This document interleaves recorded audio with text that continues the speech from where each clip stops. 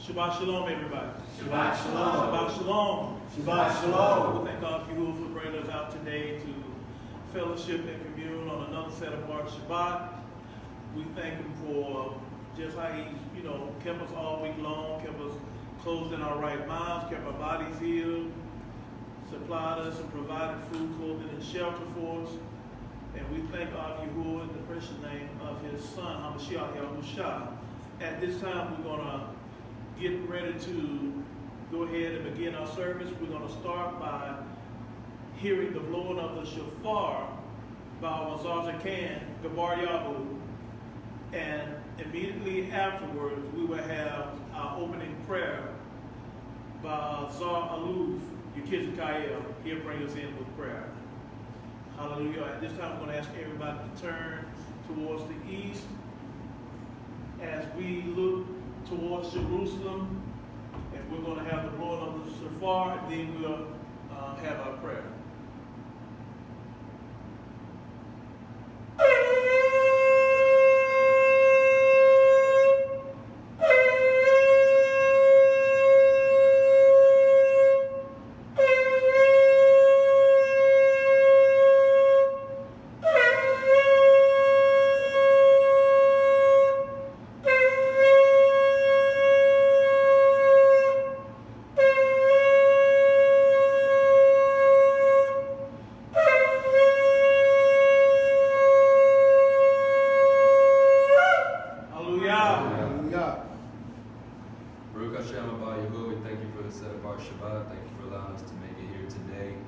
Traveling safely to hear your word. We ask that you just be with Moreh Aliyahu as delivers the message, that be able to, our hearts be open to receive it, and ask that everyone viewing and listening to this program be able to receive it and hear it, as well as also spread any good news that we're able to receive and pass it along to others. We give the praise and esteem to Yahuwah through the Son, Yahusha HaMashiach. We give praise. Hallelujah. Hallelujah. Hallelujah.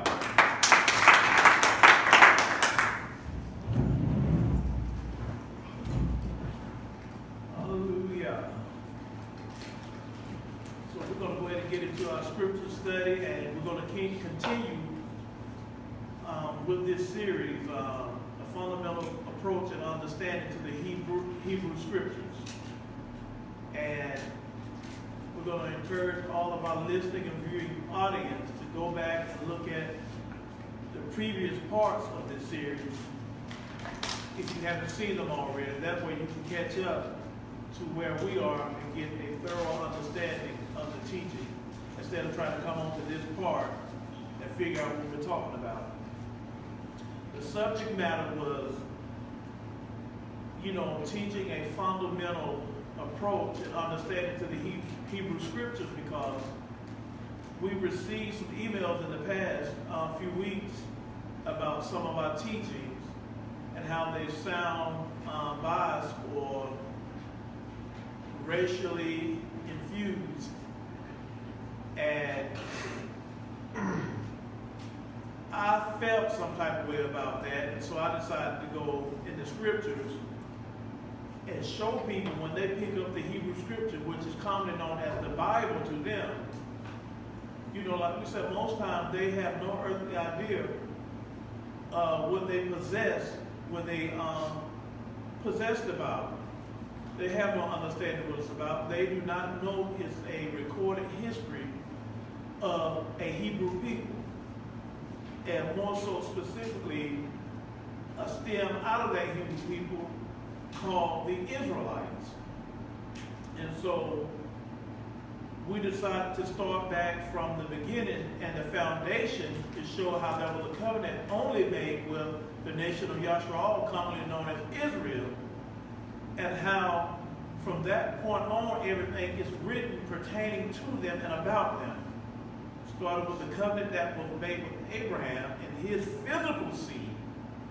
And we touched on that to show that this is not some spiritual seed that you hear oftentimes. We sing this song when we were coming up in the religious institutions. Father Abraham had many sons. I am one of them, so are you. No, he had a physical seed, and that physical seed became a people or a nation. And and one specifically who a covenant that was made with Abraham was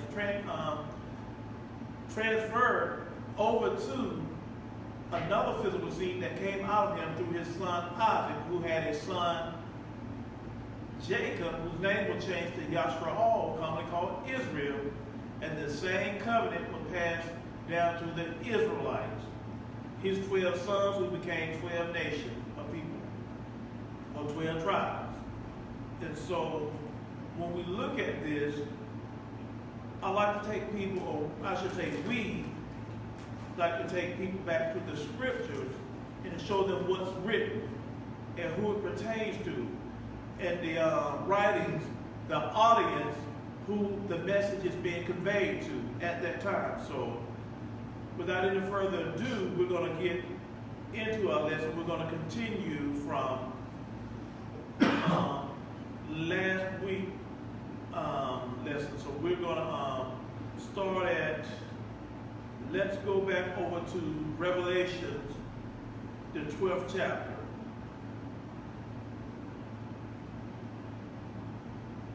And we're going to read the first verse there. Revelation 12, verse 1. And there appeared a great wonder in Yashra'al, or heaven, a woman clothed with the sun, and the moon under her feet, and upon her head a crown of 12 stars. And she being with child cried, travailing in birth, and pain to be delivered. Okay, now read that first verse again, so you can. Revelation 12, verse 1. And there appeared a great wonder in heaven, a woman clothed with the sun, and the moon under her feet, and upon her head a crown of 12 stars. Okay, the sun, the moon, 12 stars. All of that pertains to Israel. All of that pertains to her Sabbath or Shabbat, the Moreh or the seasons or festivals she should keep. So when we see these things, it should automatically identify the nation of Yashra'al. Now, last week we talked about a reunification or a marriage. Let's go back, because I can, to Revelations, the 14th chapter and the 4th verse.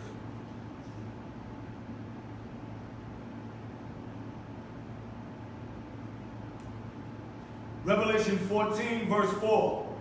These are they which were not defiled with women, for they are virgins. These are they which follow the Lamb whithersoever he goeth. These were redeemed from among men, being the first fruits unto Elohim and to the Lamb. And in their mouth was found no guile, for they are without fault before the throne of Elohim. That's good right there. It said, these are they which were not defiled with women, for they are what? Virgins. They are they which follow the Lamb wheresoever he goes. These were redeemed from among men. The nation of Yashra'al was scattered where? Among men or among the nations. Then it said, being the first fruit of Elohim and to the Lamb. Being the first fruit of Elohim and the first fruit or to the Lamb. And that Lamb is who? Hamashiach, Yahusha. Now let's go to, we're going to go over to Aliyahu or Jeremiah, the 2nd chapter and the 3rd verse. The 2nd chapter and the 3rd verse. Remember, Revelation just spoke of the first fruit. Aliyahu or Jeremiah 2 verse 3. Israel was set apart unto Yahuwah. Israel was set apart unto Yahuwah. And the bikurim or first fruits of his increase. And there was the bikar or the bikurim or the first fruit of his increase. Yashra'al Yashra'al is what? The first fruit. All that devour him shall offend. Evil shall come upon them, saith Yahuwah. Say that again, All that devour him shall offend. evil shall come upon them, saith Yahuwah. All that devour them shall offend, and evil shall come upon them. So we know the nations have what? They have devoured Yashra'al. Let's go to Jeremiah, Aliyahu 33 and 11.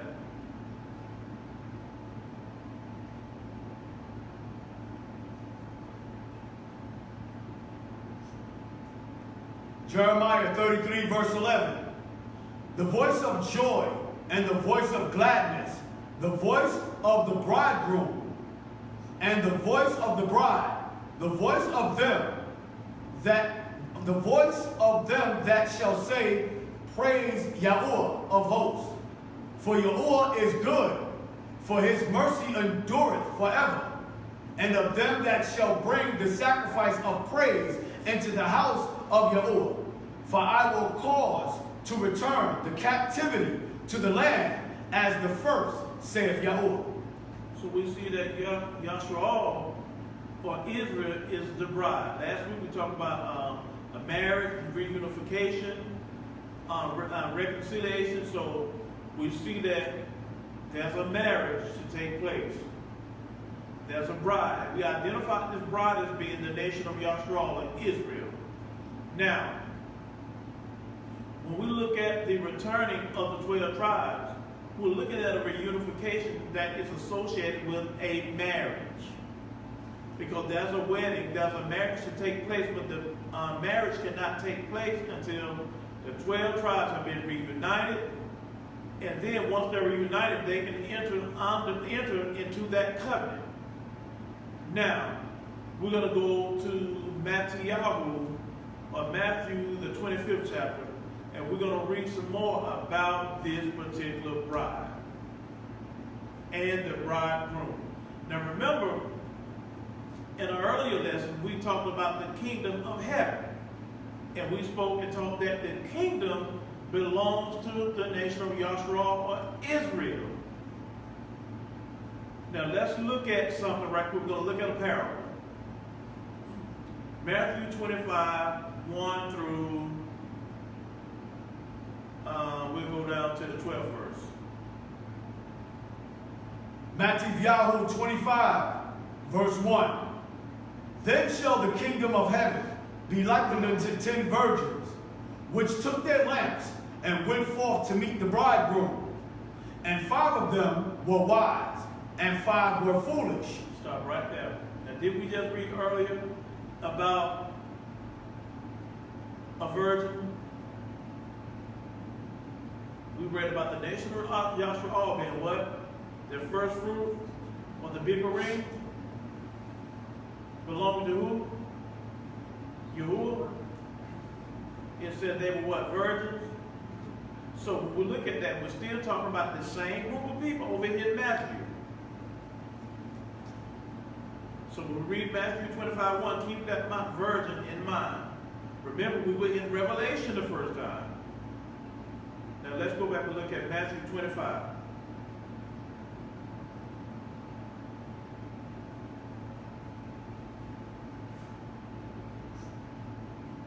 Matthew 25, verse 3.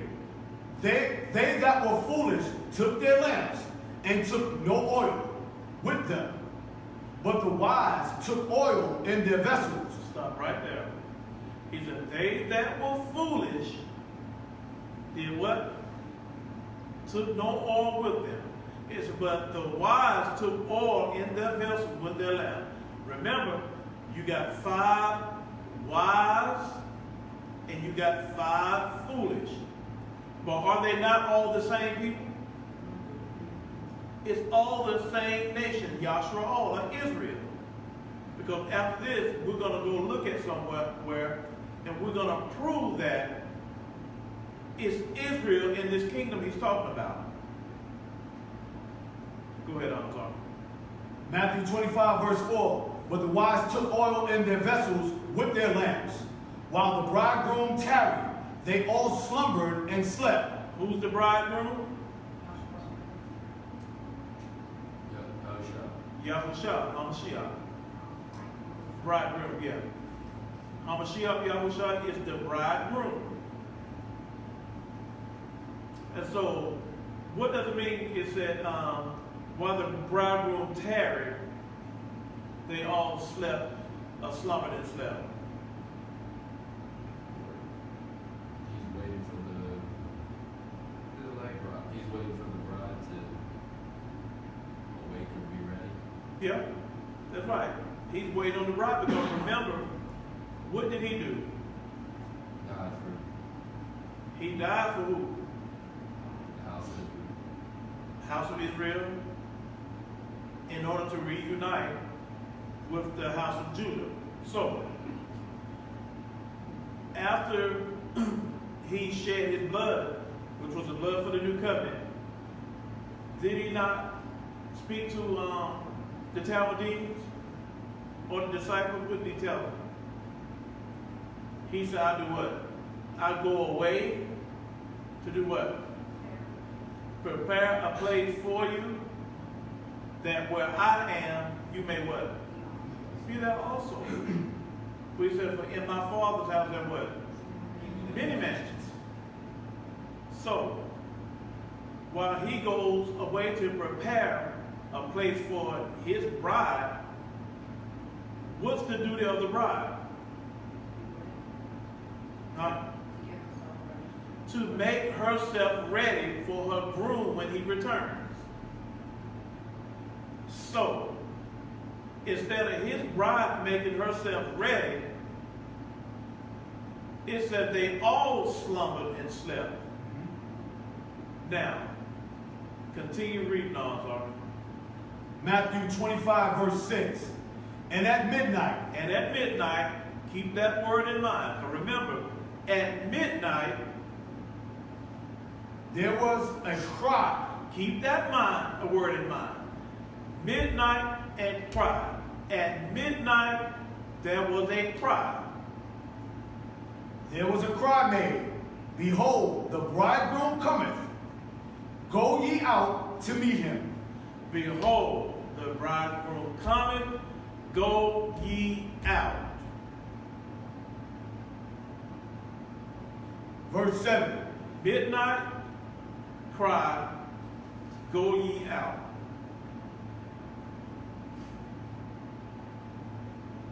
Verse 7. Then all those virgins arose and trimmed their lamps. And the foolish said unto the wise, Give us of your oil, for our lamps are gone out. Give us your oil, for our lamps are gone out.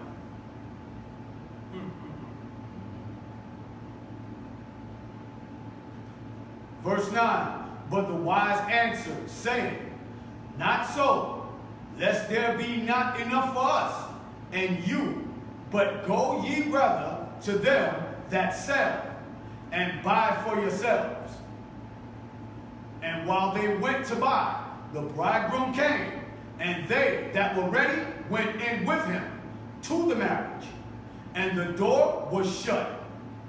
Okay, and so we'll read that last one again. You just read close again. Matthew 25, verse 10. And while they went to buy, the bridegroom came, and they that were ready went in with him to the marriage, and the door was shut. And they that were ready went in with him to the marriage. So who's going to be married? So is this talking about Yashra'al or Yashra'al and the nations? It's talking about Yashra'al. Yashra'al are the ones that are going to be married. They're the ones that have to be ready and get ready. And those that were ready went in, what? With him to the marriage. With him to the marriage. And the door, and they left the door wide open. And the door was shut. And the door was shut. Now y'all saw last week when we were talking about the New Jerusalem. Remember he said, I go away to prepare a place for you. So when he returned, you don't find this praying that the New Jerusalem is descending with him. And we talked about those gates that were going to surround the New Jerusalem. And in those, the walls that would surround the New Jerusalem. And in those walls would be 3 gates. In the northern wall, the southern wall, the eastern wall, and the western wall. And in those gates would be inscribed the names of what? The 12 tribes of Yashra'al of Israel. And did not he say a malachim at each gate? A malachim or angel at each gate. You notice it say that when they went in, when those that were ready went in after him, the door was shut. There's a reason why there's a malachim at the entrance, at each gate. So nobody else can enter in. Because what has to happen with every marriage? Consummation. Y'all remember talking about the upper room or the upper chamber? It's also synonymous with a bridal chamber. That's a place where and each goes to what? Know his Isha, his wife. Nobody else can be present in there or in that space. I know this is a bitter pill to swallow, y'all, but you have to bring this to the attention of people when they read this book.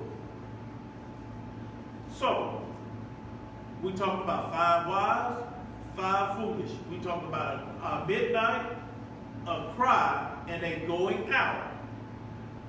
So let's go look at something right quick. Oh, go ahead and put it. When it says midnight cry, is that like blowing a shofar? That's exactly what it is. Why would it be a blowing of a shofar? It's announcing. What is it announcing?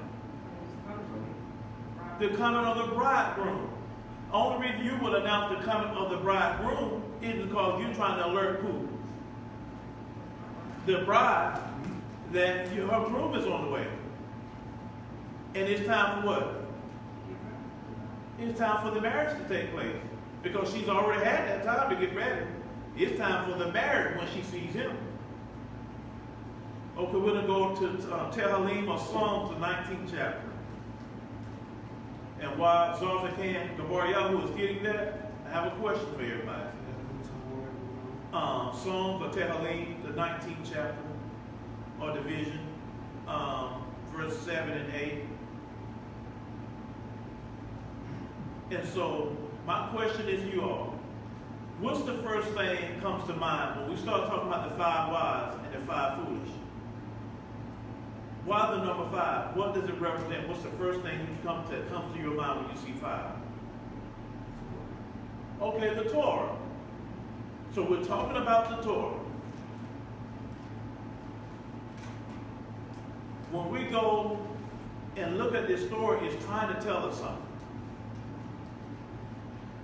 And we'll figure it out as we read. Psalm 19 started at verse 7.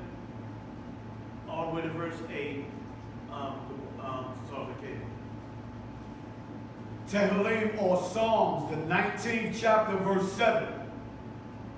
The law of Yahuwah is perfect, converting the soul. The testimony of Yahuwah is sure, making wise the simple. The statutes of Yahuwah are right, rejoicing the heart. The commandment of Yahuwah is pure, enlightening the eyes. Okay, stop right there. So we have 5 wise. What made the 5 wise virgins wise? The law of Yahuwah is perfect, converting the soul. The witness of Yahuwah is what? Sure, making wise the simple. Now let's go to Proverbs, the 28th chapter and the 7th verse. Remember, 5 wise, 5 foolish.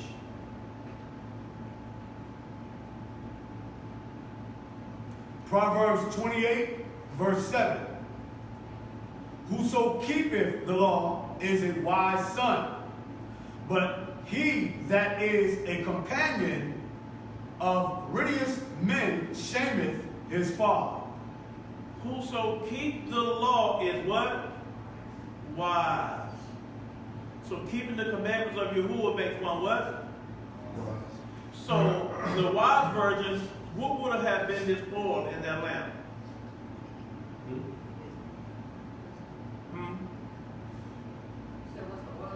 Yeah, what would have been the oil in their lamp? Keeping Torah, keeping wisdom. Yeah, keeping the commandments.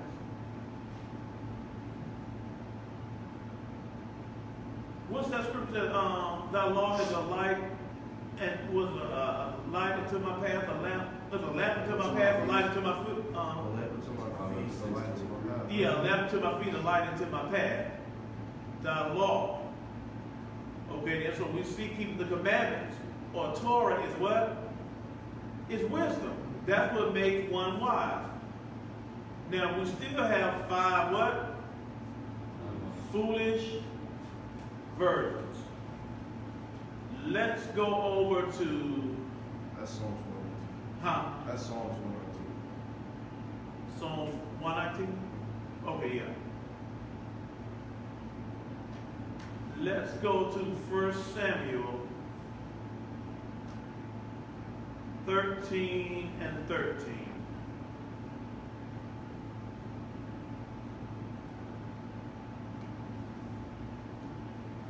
First Samuel 13, verse 13. And Samuel said to Saul, you have done foolishly. You have not kept the commandment of Yahuwah your Elohim, which he commanded you. For now will Yahuwah have established your kingdom upon Yashra'al forever. And Samuel said unto Shaul, you have done what? Foolishly. You have not kept the commandments of Yahuwah your Elohim.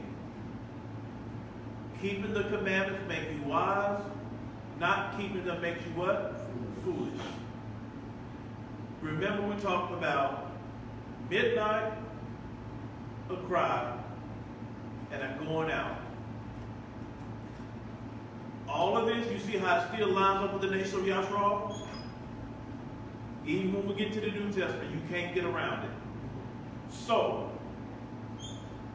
when we see that word crying out, Akoti Kara just explained to us that crying out would be like a shofar teruah, a shout going out that the bridegroom is coming. So, when we look at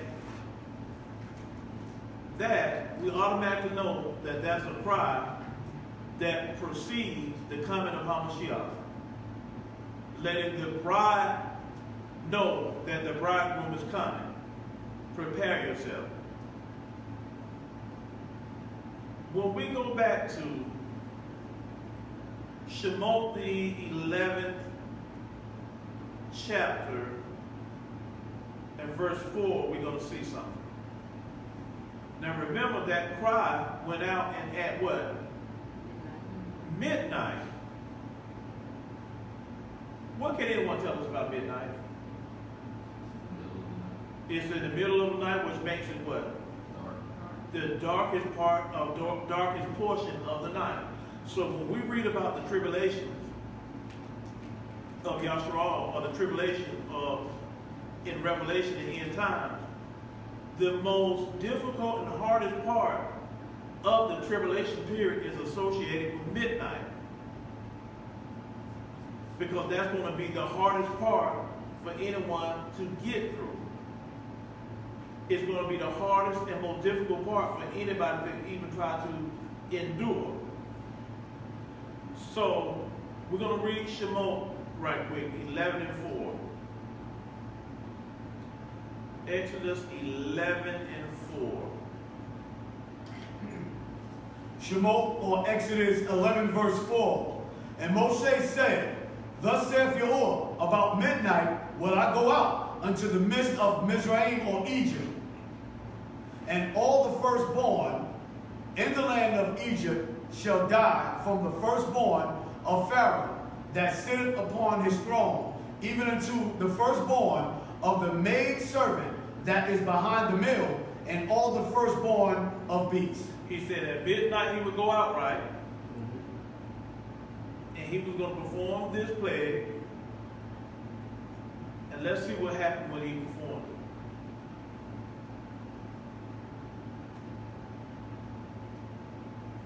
it. Exodus 11:6. And there shall be a great cry. There should be a great what? A great cry. A great cry Throughout all the land of Egypt. throughout all the land of Egypt. Such as there was none like it, nor shall be like it anymore. But against any of the children of Yashra'al shall not a dog move his tongue against man or beast, that ye may know how that Yahuwah doth put a difference between the Egyptians and Israel. Okay, we see something right there. Remember I said midnight is the toughest and most difficult time in a tribulation period or a trial of going through. Remember, at midnight, a cry goes forth. What was the most difficult plague out of all the plagues placed on Egypt? The one that really smacked Pharaoh on the top of the head and he decided, I gotta let these folks go. They gotta get the hell up out of here. It was the firstborn. Now let's go look at Shemot 12 and 29. We're gonna start reading there.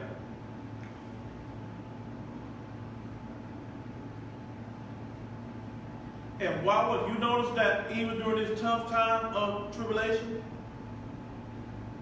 and this cry that was going to go out and hurt the Egyptians, what did he say about Yashra'al during his one day in the midst of all this? He said not even a dog should wag his tail at Israel. They would be unharmed. They would be hurt by any of it. Shemot or Exodus 12 verse 29. And it came to pass that at midnight. At when? At midnight. At midnight. Yahuwah smote all the firstborn. He smote the firstborn. In the land of Egypt. From the firstborn of Pharaoh that sat on his throne unto the firstborn of the captive that was in the dungeon. And all the firstborn of cattle. And Pharaoh rose up in the night, he and all his servants, and all the Egyptians. And there was a great cry. There was a what? A great cry. Midnight, the plague, a great cry. In Egypt. For there was not a house where there was not one day. And he called for Moshe and Aaron by night, and said, Rise up, and get you forth from among my people, both you and the children of Yashra'al, and go serve Yahuwah, as you have said. That's right. Well, I want to stop right there. Midnight, the plagues, a cry.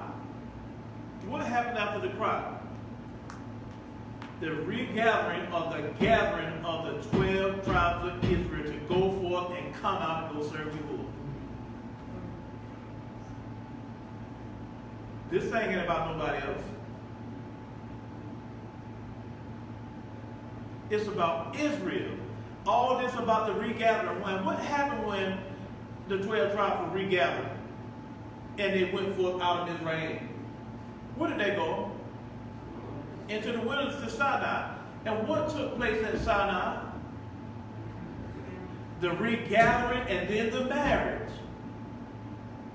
Does all of this line up to make sense, or am I crazy? But who's all this taking place with?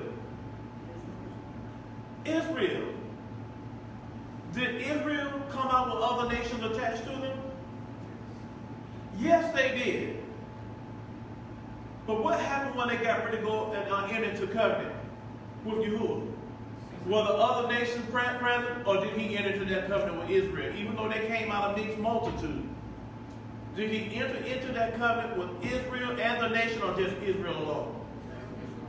Just Israel alone.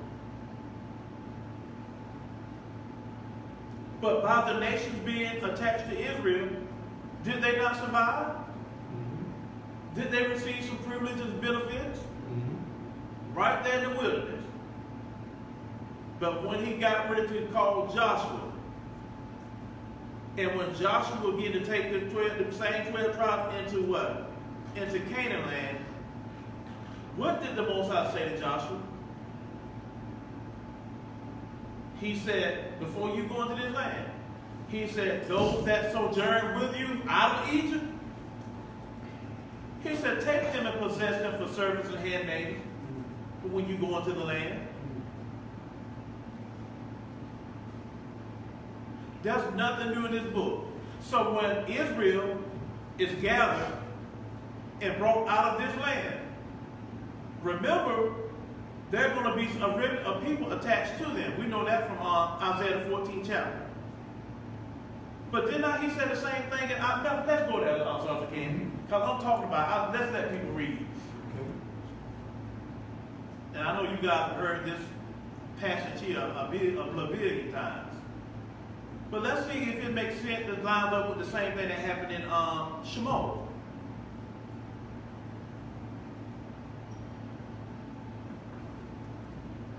And I know this is hard for people. And it's hard for them to receive it. And it's a hard pill to swallow. It's very bitter. But until you get understanding of what that book is about and what it is, it's going to be that way. And it gets easier if you can accept these people who we hung on trees, burned them and brought them over on these slave ships, scattered them into the four corners, whether it be over in Arabia, Asia, all the European countries, South, Central, North America, Australia, all of these places. Until you can accept the fact that these people are Israelites and they are Yahuwah's chosen, it's going to be difficult to hear these messages and receive it. But the sooner you can receive it, the better you can move on. And you'll know your position and what you need to do to make it easy and better for you and your loved ones. And what has happened, people are afraid of servitude. When they hear that they're going to be servants and handmaids for the nation of Yashra'al, it puts fear into them because they've had it good so many years. But let me show you a trick of the enemy. People don't read. When you go look at a servant who was a servant to the nation of Israel, do you not know it was hard to distinguish who was a servant and who wasn't? Because it wasn't like this mess that they had done to us, chattel slavery. You were just indentured in Israel, and at the end of 7 years, you were what? Every 7 years was a jubilee, and you released to go. That's not saying that there's not going to be any hard bondage or anything going on. That's for the wicked and those who are not going to line up with the program of Yahuwah. That's why we did those lessons about the strangers. And when you go back and look at that lesson about the strangers, it was one particular stranger, the Garrett, the 1616, who had a favorable position amongst the nation of Israel. They were not Israel, they were just citizens who received benefits from having citizenship in the land of Israel. That's all it is. And when you're a servant of Israel, according to Torah, when we go back, you could even draw blood from a servant. Not with them being punished or paying compensation for it. And if you had a servant, guess what? You had to provide what? Land for them. If he wanted to be married, you had to what? Give him a wife. You know, that stuff wasn't done for us. Yahuwah has laws concerning how your servant is supposed to be treated. And it's a good thing to be a servant to Yahuwah or to his people. If you made it to that point where you can live amongst them and be servants to them, it's really good for you. Now, if you're of those other strangers who didn't make it to that, it's going to be mighty hard and difficult for you. It's going to be mighty hard and very difficult. So that's why I tell people that if you're in these lessons, pay attention to what we're reading. And go read it for yourself. That's why these lessons sound like that. Now, we're going to let Zara, as I can, Aliyahu read this for us. And pay very close attention to it. Oh, Isaiah 14, Zara.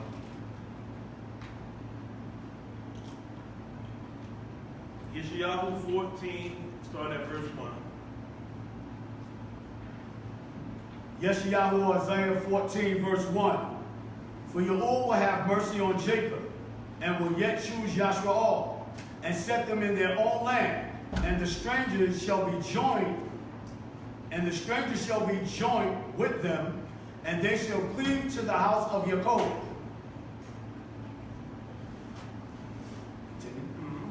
And the people shall take them and bring them to their place. And the house of Yashra'al shall possess them and the land of Yahuwah for servants and handmaids, and they shall take them captives, whose captives they were, and they shall rule over their oppressors.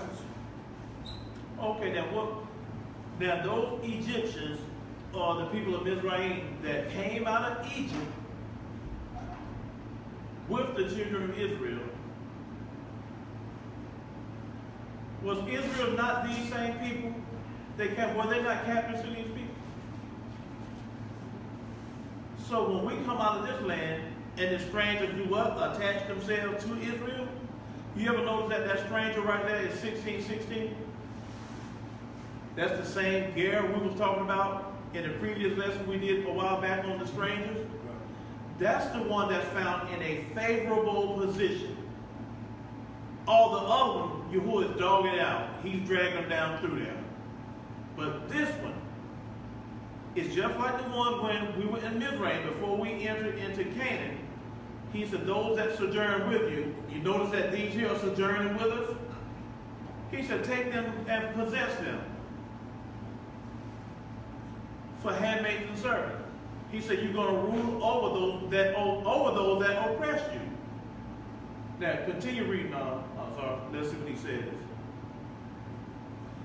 And it shall come to pass in the day that Yahuwah shall give you rest from your sorrow and from your fear and from the hard bondage wherein you was made to serve, that you shall take up this proverb against the king of Babylon and say, how hath the oppressor seized the golden city?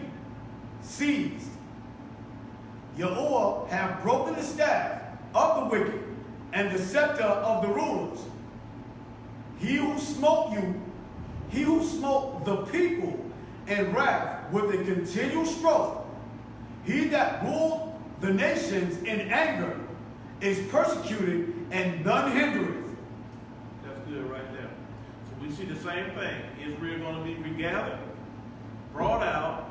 The strangers going to be what? Attached to them. Before we enter back into our land, what happens? The same thing. Those same strangers will be what? Servant, handmaid. He said that kings and queens are going to be your nursing mothers and fathers. He said the nation, kings and queens are going to be what? Your nursing mothers and fathers. This is not that hard. So that's why when we look at these stories, we have to take people back and allow them to read it, because they've heard so much foolishness and madness through these religious institutions down through the years. And it's only when you take them back and make them read that they can really get an understanding. Let's go to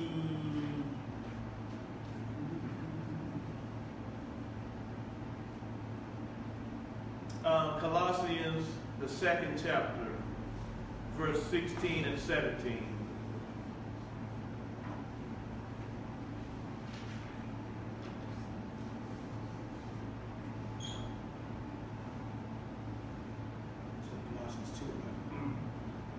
Colossians 2, verse 16.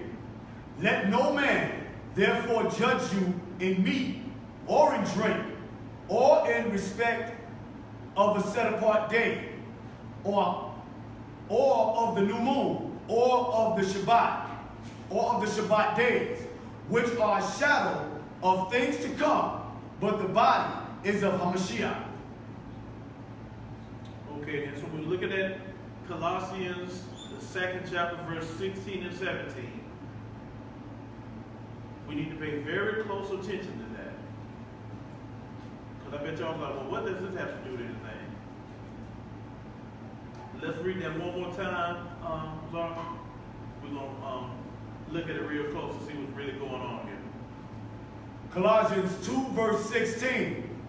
Let no man therefore judge you in meat or in drink, or in respect of an set apart day, or of the new moon, or of the Shabbat days, which are a shadow of things to come, but the body is of Hamashiach. Okay then. So it said, let no man therefore what judge you or discern of correct ways in meat or in drink. Automatically when it say in meat or in drink, what's the first thing come to your mind? Yeah, the morning or offerings and observance. And he said, or in respect of a set apart day. What are our set apart days? Well, all of the, Feast days. yeah, feast days. Okay, yeah, our feast days and seasons. It's an or of a what? New moon, or the new moon, which gives us what? Our times and cycles. Or of a Shabbat, which will be our rest and our obedience, understanding of the times. Then he said, which are a shadow of things to come. What does it mean by a shadow of things to come?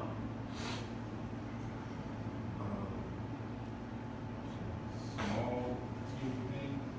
So what now? It's a microcosm, a small example of things to come. Not a small example, but It's a shadow picture. okay, it's a foreshadowing Yeah. or teaching us what to look for when it comes to understanding his return. It's teaching us what to look for. And it said, but the body of Hamashiach. And the body of Hamashiach is what?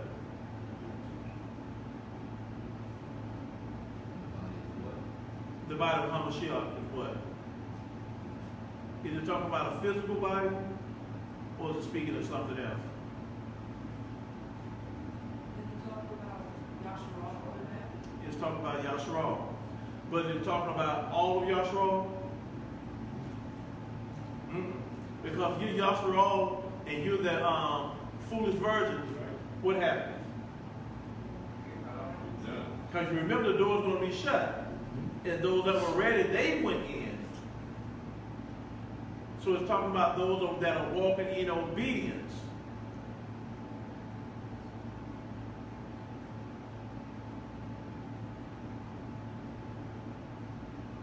So when we go over to a shadow of things to come, what is it that we're looking for? What's the shadow of things to come? Because y'all notice when we talked about all the Moedim, all of the Moedim, or the feast days, what do? Do they not tell a story? And when you put all of the Moedim together, what story is it telling?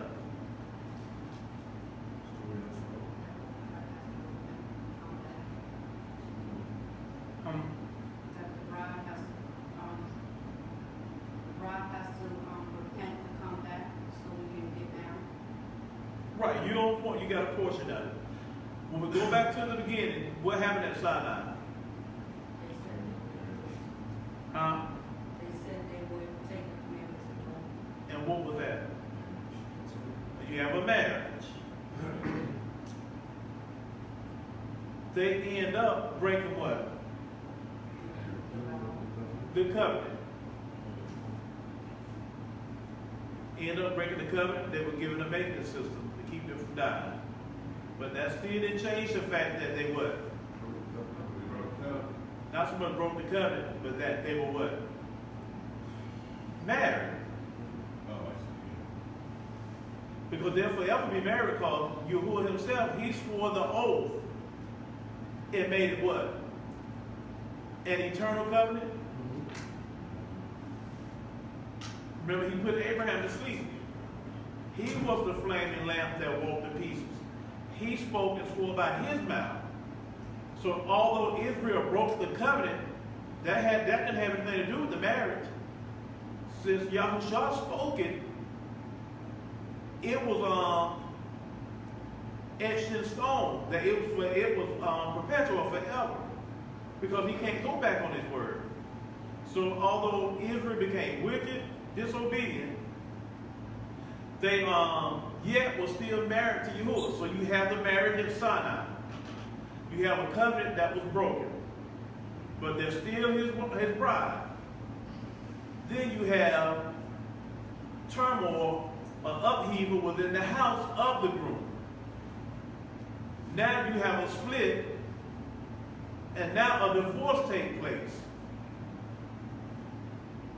You have a marriage, a broken covenant, you have a house divided. Then there's something else coming because of idolatry and whoredom will take place. Divorce. So you have a marriage, broken covenant, split house, now divorce. Then what takes place? Death. But before the death, what was the purpose of the death? To restore. Because the death is associated to what? To the divorce. Is related, pertains to the divorce, because once the divorce is made and written, what happens? In order for there to be a reconciliation, what has to happen? Somebody has to die. Somebody has to die. That husband who wrote the divorce, in order to reconcile or free this woman to be married again, has to die. So you have a marriage, a broken covenant. What's next? Say it loud. Split house. You have a split house. Then a what? A divorce. Then you have a death that opens up the what? A way for what? Reconciliation. And once the reconciliation takes place, what happens? Reunification. Once the reunification takes place, guess what? What happens? Entering into the covenant or a marriage. All of these things pertain to who will take place with who? Yashra'al. The nation of Yashra'al, or Israel. All of it takes place and pertains to the nation of Israel, or Yashra'al. So when we look at the Moreh and the festival, all of these things, they tell a story. And when you put all of the Moreh together and learn what they are about, it talks about that relationship with Yahuwah and his people, being Israel, his bride. It speaks of them from the beginning all the way to the last festival. Every last one of them tells the story of that betrothal and the marriage, how it ends.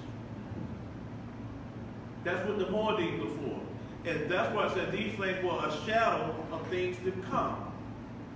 All the services, all the offerings, everything that they were doing at that time, it was all teaching them. It was only to teach them something, or to teach them something that they should observe and learn and gain understanding from. So when Hamashiach comes and do and fulfills the thing that needs to be fulfilled, they will understand it.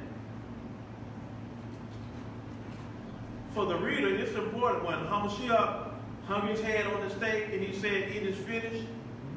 What was he speaking of as finished? What was it that needed to be done? And restore the ability for man to be able to, his bride, to be able to be worthy, I won't say worthy of the relationship again. Right? Yeah, but what relationship? The marriage relationship between Be more specific, because that's when we talk about relationship. Remember, Yahushua served a purpose with his death. right. He came to bring the nation of Yashra'al back into what? Covenant relationship with the Father. That was we want to be more specific so the people, the viewers, can understand. is a covenant relationship, not just a relationship. This whole relationship is based upon a covenant. So when he said it is finished, because what happened that destroyed them or put an end to that covenant relationship the first time? Disobedience. Disobedience by what way? Going against the covenant or bringing the covenant. But there was a particular act they committed. Idolatry. Idolatry, and to be more specific. Because remember, it was a golden calf. Remember when Moses came down off the mountain? Before he came down, the Lord said, go down there and look at your people. Go down there and see what they've done. They broke the covenant then with the golden calf. Not so much the body of legislation because of the law, because they didn't have that yet. The law is actually built off of the covenant. So when we talk about Torah, we really, there is a teaching out there called the two Torahs. Sometimes we don't call the body of legislation or the Ten Commandments Torah. But technically, the Ten Commandments are the Torah. It was given before the other 613.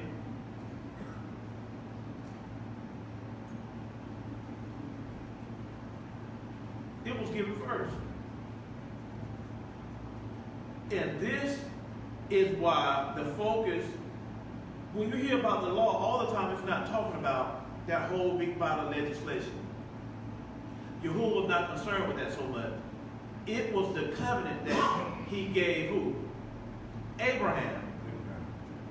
Was to pass down. And it was the same covenant that Moshe presented to the children of Israel.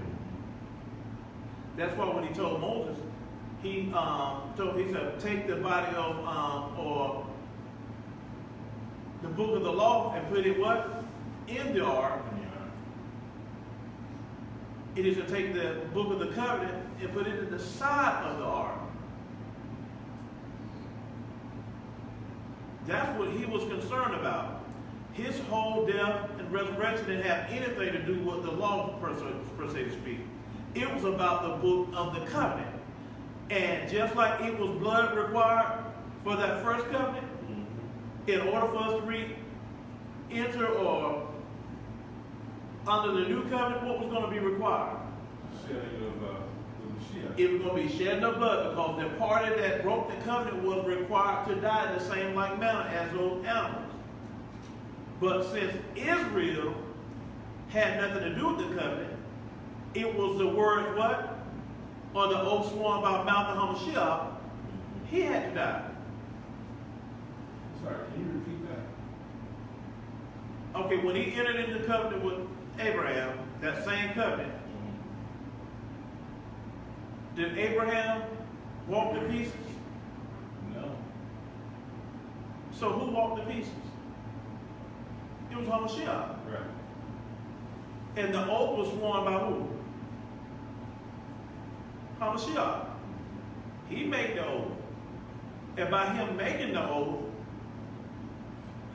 By oath, you send the oath between the children of Yashra'al under the renewed covenant. right, I'm going back to the original covenant with Abraham. Okay, with Abraham. Because that's the covenant that was passed down to Isaac, from Isaac to Jacob, and to Jacob, what, 12 sons. So you said the Mashiach made the covenant, made a walk between the pieces and made this covenant? Yeah, you remember the flaming lamp? Right, yeah. That was HaMashiach. So the covenant was made with Abraham by the Mashiach, not by Yahuwah. Right. Okay. It was HaMashiach. He was the lamp, he was the rock, they drank from it, all of that. So, by HaMashiach swearing and making the oath by his mouth, he couldn't go back on his word. Remember, he said that if that covenant is broken, blood is required. But since Abraham didn't walk the covenant, Abraham never walked those pieces, he had to die. So when it comes to the nation of Yashra'al, for us to enter under the new covenant, blood would be required.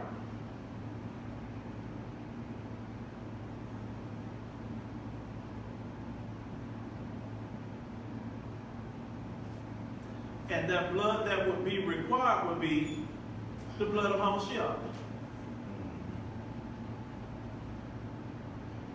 Because death was required, because we were broken, because he swore the oath, now he gives his life. That's why he said, take ye what? For this is my body. Was what? Broken for you. He said, take ye and drink ye all of it, for this is my what? This is my blood, which was shed for what?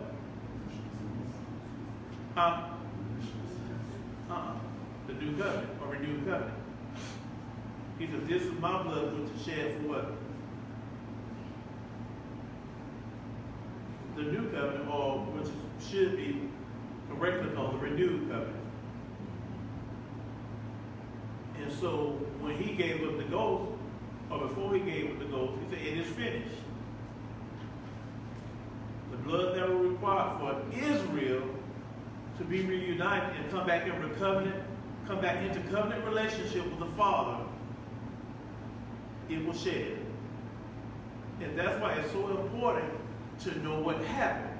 That's why last week we emphasized on how when he spoke of the book of the covenant being placed in the side of the ark, he said, let it be a testimony and a witness against Israel. And he said, let what? The heavens and the earth bear witness. That's why no sooner than he gave up the ghost, once his blood was shed, the heavens and the earth bear witness to the covenant, just like he said. That automatically was the sign to let them know that it should have been the sign to let them know this is the man whom we were looking for, or we should have known that was coming, because it was already written. That's why, what we say happened when he gave up the ghost? There was a total eclipse by way of a blood moon. That's the heavens bearing witness. And at the very same time, and at the exact same time, what took place? An earthquake. That's the heavens and the earth bearing witness. Right. But what were the heavens and the earth bearing witness to? The book of the covenant, not the book of the law. So let me ask you a question. So did that take us off from under the law and put us back under the covenant? Or is there a difference now? Okay, you said, did that take us from under the law? Right. And put us under the covenant? Back under the covenant where we originally were? Well, that's exactly what it did, but that's why when I did that lesson about the book of the law versus the book of the covenant, or the book of the covenant versus the book of the law, the book of the law is not a bad thing. Right. So we don't want to ever project or put out an understanding or a teaching that kind of projects that. You have to remember, the nation of Yashra'al has always been a community people. They've always had a community.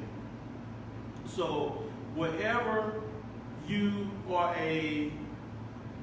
whenever and wherever you are a communal people, that's something that has to be in place to govern people. You cannot have a body of people together, not have something to govern them by. So when we look at the book of the covenant, we have to do what we call, in English, when we would do certain essays and write papers, especially when it came to comparison and contrast, you have to do something called juxtaposing, where you look at one body of work and compare it to another body of work. And you pick out choose the similarities and the differences. So when we're looking at the body of the book of the covenant versus the book of the law, we automatically know, because of our posture and position where we are today, as a people usurped and governed by another people whose laws usurp the laws of Yahuwah, because you're in the captivity of those people. Right. So, when we look at the book of the covenant, we see 10 commandments that are what? Affiliated with that. But when we go to the book of the law, can we not also find those same 10 commandments? But with those 10 commandments, you have even more legislation. So if the 10 commandments says thou shalt not kill, and you do, and you go look at the judgments, or the statutes first, then the judgments behind kill, and one of those judgments is what? For you to put a person to death. Right. Because you're in the land of your captivity, guess what? Does that law stand for you even though you're Israel? No. Why? Because their law is against that law. Because Caesar's laws usurp Yahuwah's laws in Caesar's land. Right. So you see why juxtaposing is so important. So now which one can you really abide by? There's no problem with the book of the covenant, 10 commandments. But because of what we are, you're running into all kind of obstacles and problems trying to observe what is written in the book of the law and the judgments behind it. But what we can do, we have to be able to pick and choose what applies now because of what we are. I guarantee you, when we're in our land under Yahuwah's rule, there's nothing in the law that you would have a problem with. Because there's no outside interference. And there's nobody else's law usurping the laws of Yahuwah. That's why it's so important. That's what we never tell people, that the law is done away with and all that. The law isn't going anywhere, but we have to use intelligence and be able to rightfully divide and know where we stand. It's impossible for any of us in here to say we're keeping the law to the fullest. Most of us, they have a wife or daughters. Do you not know because they have what is called a needle or a cycle,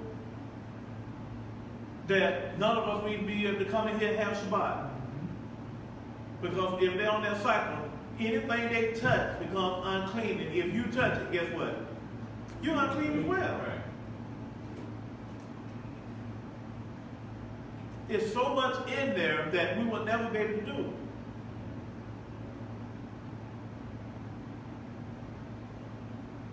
If we were in our own land, we could do it, because you know what? When Israel was in that land, they had places set up for our women and daughters that they would go and reside until after that period was over, or that cycle was over. And there was someone to what? Take care of them and provide for them while they were there. Now, if you have 2 bots or 2 Yashra'als or 2 Aquatine or whatever, let's say if they all were on their need at the same time, would they be making each other unclean? No, they wouldn't. They mean if they were out at the... Oh, no. Because they're all in the same condition already, so they can do things for each other. So we were set up for that, but not here. It's hard to have a separate and a place for your Yashra'al, your box, your bowl. We can hardly afford one roof with all of us under together, let alone have another separate place. So that certain things is difficult to do because of what we are.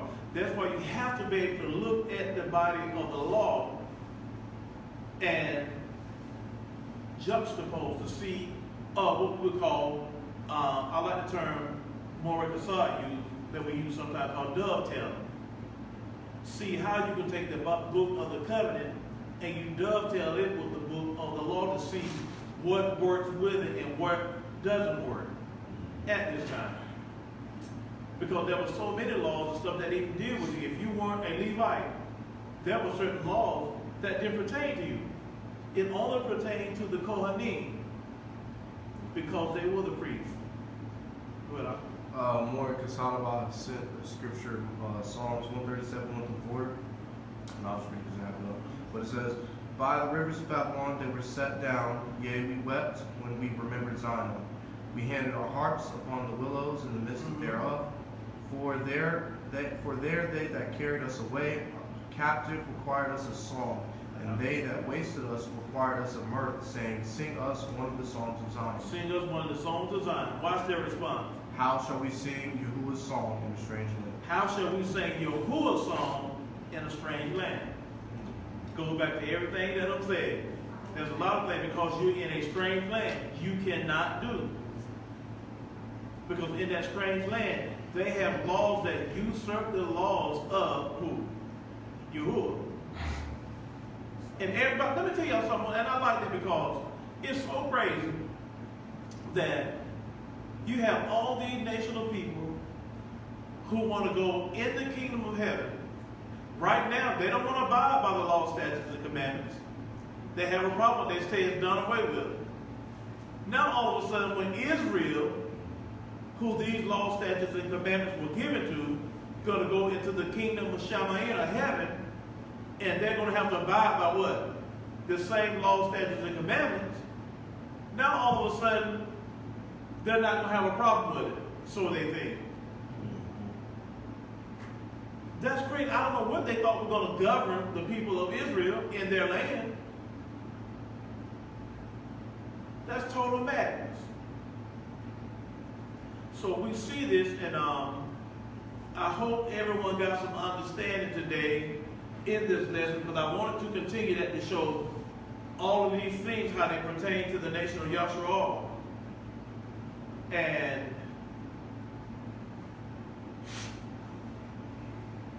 to show that from Genesis moving all the way through, this book tells a story. And the story they tell is a tumultuous relationship and the unconditional love that a groom has for his disobedient, idolatrous, whorish bride. His love was just unwavering and unconditional, and it shows all the many acts that he went through to prove his love to her and to show his love to her. So, with that being said, we were going to say Shabbat Shalom to everyone, Shabbat Shalom, and we will pick back up next week and continue this lesson. We're probably going to go about 3 more weeks with this lesson, because we're going to cover everything to make sure our listening and viewing audience have a good understanding of what it is and what they're reading when they pick up the Bible, which is correctly called the Hebrew Scriptures. So we're going to do that, and so we're probably going to have 3 more parts to this, and we should wrap it up. And then we're going to go and deal with probably heirs and joint heirs, because that's another topic that got people all thrown off and got them acting silly. We're going to find out who these heirs and joint heirs are and what it is that they're being joined to. Hallelujah, and Shabbat Shalom, and Shabbat Shalom until next time. Shalom.